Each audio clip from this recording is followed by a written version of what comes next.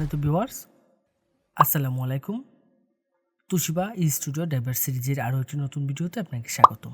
আজকের ভিডিওর মাধ্যমে আমি দেখাবো হচ্ছে তুশিবা স্টুডিও 225 এর প্রিন্টার ড্রাইভারটি কীভাবে খুব সহজে আপনার কম্পিউটার বা ল্যাপটপে সেট আপ করে নিতে পারবেন এবং কিভাবে এই ড্রাইভারটি ডাউনলোড করবেন এবং কোথা থেকে ডাউনলোড করবেন, সম্পূর্ণ প্রসেসটি দেখাচ্ছি আজকের ভিডিওতে।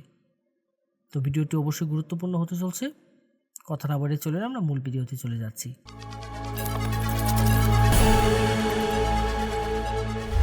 প্রথমে আমরা যে কাজটি করব, আমরা এই ড্রাইভারটি ডাউনলোড করে নেব। ডাউনলোড করার জন্য আমি চলে যাব যে কোনো একটি ব্রাউজারের সার্চ বারে গিয়ে সার্চ করব হচ্ছে softwareshopbd.com। অবশ্য আমি ভিডিও ডেসক্রিপশনে ওয়েবসাইটের লিঙ্কটি দিয়ে দেব। softwareshopbd.com লিখে সার্চ করলে ঠিক এরকম একটা ইন্টারফেস আসবে এবং এখান থেকে আমি যে কাজটি করব, আমার কাঙ্ক্ষিত মডেলের যে ড্রাইভারটি রয়েছে সেটি আমি এখান থেকে ডাউনলোড করব। দেন এই সার্চ বারে চলে যাব, এখানে গিয়ে জাস্ট আমাদের যে কাঙ্ক্ষিত মডেলটি সেই মডেলটি এখানে সার্চ করব। দেন সার্চে ক্লিক করব। ক্লিক করলে আমার এই অ্যাভেলেবেল মডেলের প্রিন্টার ড্রাইভারটি চলে আসবে আমার সামনে। এখান থেকে আমি যে কাজটি করব, জাস্ট এই লিঙ্কের উপর ক্লিক করব। ক্লিক করলে এখানে বিস্তারিত সকল ইনফরমেশনগুলো দেখার একটি অপশন পেয়ে যাব। এখান থেকে সব কিছু আমরা একটু পড়ে দেখে নেব। আশা করব আপনারা সম্পূর্ণ বিষয়টি একটু ধৈর্য সহকারে পড়বেন এখানে নির্দেশিকাগুলো।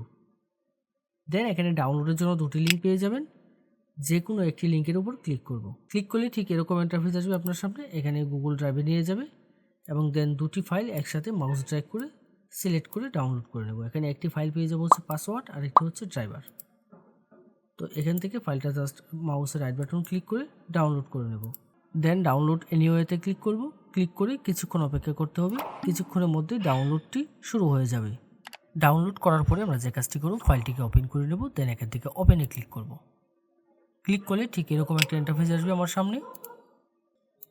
আমি এখান থেকে ওপেন না করে আমি আপনাদেরকে যদি দেখাই যে আমার প্রিভিউটা কীরকম আসছে, আইডিএমে চলে গেলাম। এখান থেকে আমি জাস্ট দেখাবো হচ্ছে সফটওয়্যারটা কীরকম হবে। ঠিক এই যে এরকম একটি আইকন চলে আসবে আপনাদের সামনে, অর্থাৎ এটি একটি রার ফাইল রয়েছে। রার ফাইলকে আমরা যখন আনজিপ করব, যে কোনো জিপ ফাইল বা রার ফাইলকে যখন আমরা এক্সট্রাক্ট করব, তার জন্য আমরা যে কাজটি করি, নর্মালি আমরা উইন্ডার ব্যবহার করে থাকি। যদি আপনার কম্পিউটারে উইন্ডারটি না ব্যবহার করা থাকে, অর্থাৎ উইন্ডারটি যদি ইনস্টল করা না থাকে, তাহলে যে কাজটি করবেন, আপনি উইন্ডারটি ইনস্টল করে নেবেন। এর জন্য ভিডিও ডেসক্রিপশন এবং আই বাটনে উইন্ডারের লিঙ্ক দিয়ে দেবো, আপনারা ওইখান থেকে গিয়ে জাস্ট উইন্ডারটি ইনস্টল করে নেবেন। দেন যে কাজটি করব, আমরা ফাইলটাকে ওপেন করব। উইন্ডারে যখন ফাইলটা ওপেন করব, ঠিক এরকম একটা ইন্টারফেস আসবে। এখান থেকে ক্লোজ করে দেবো। দেওয়ার পর ইন্টারফেসটা দেখতে ঠিক এরকম হবে।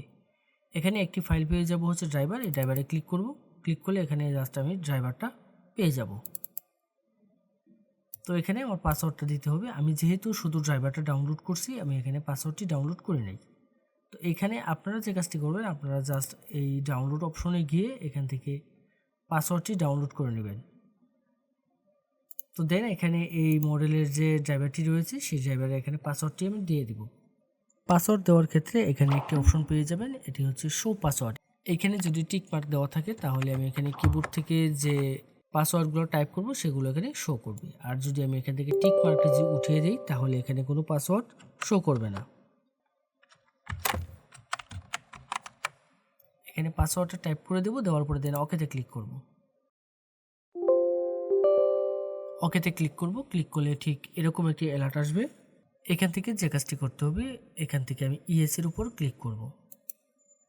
দেন সফটওয়্যারটা এক্সট্রাক্ট হওয়া শুরু করবে এবং এক্সট্রাক্ট হওয়ার জন্য কিছুক্ষণ সময় নেবে। কিছুক্ষণ আমি অপেক্ষা করব।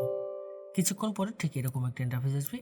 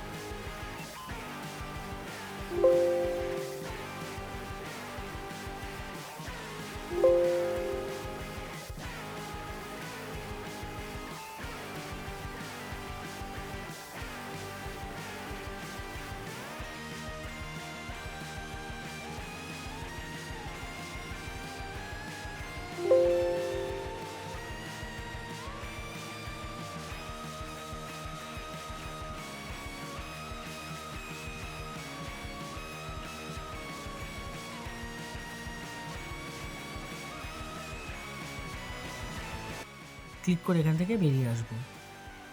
এখন আমি যে কাজটি করব, আমি এখান থেকে বেরিয়ে এসে আমি জাস্ট চেক করে দেখব আমার প্রিন্টার ড্রাইভারটি সেট আপ হয়েছে কিনা।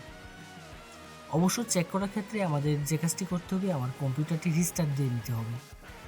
কম্পিউটারটি রিস্টার্ট করে নেব, তাহলে দেখবেন প্রিন্টার এবং স্ক্যানার দুটি ড্রাইভারই পেয়ে যাবেন। অনেক সময় যে সমস্যাটি হয়, আমরা আমাদের স্ক্যানার ড্রাইভারটি খুঁজে পাই না। সেক্ষেত্রে আমরা যে কাজটি করব, আমরা স্টার্ট মেনুতে চলে যাব, এখানে গিয়ে জাস্ট সার্চ করব হচ্ছে ফটোশপ 7.0 দিয়ে আমরা স্ক্যান করব। ফটোশপ 7.0 যদি আপনার কম্পিউটার বা ল্যাপটপে সেট আপ করা না থাকে, সেক্ষেত্রে যে কাজটি করবেন, আমাদের ওয়েবসাইটে চলে যাবেন। ওয়েবসাইটে গিয়ে জাস্ট সার্চ বারে সার্চ করবেন হচ্ছে 7.0 লিখে সার্চ করলে আমাদের ফটোশপ 7.0 পেয়ে যাবেন। যে কোনো মডেলের প্রিন্টার ড্রাইভার এবং আপনার প্রয়োজনীয় সকল সফটওয়্যার পাবেন আমাদের ওয়েবসাইটে। যদি আমাদের ওয়েবসাইটে কোনো সফটওয়্যার বা ড্রাইভার আপনি খুঁজে না পান, তাহলে অবশ্যই আমাদের হোয়াটসঅ্যাপে যোগাযোগ করবেন। আমাদের প্রত্যেকটা পোস্টের মধ্যে আমাদের হোয়াটসঅ্যাপ নম্বর দেওয়া থাকবে। এই ছিল আজকের মতো। এরকম গুরুত্বপূর্ণ টেক টিউটোরিয়ালের জন্য অবশ্যই আমাদের চ্যানেলটি সাবস্ক্রাইব করে রাখতে ভুলবেন না। দেখা হবে নতুন কোনো ভিডিওতে।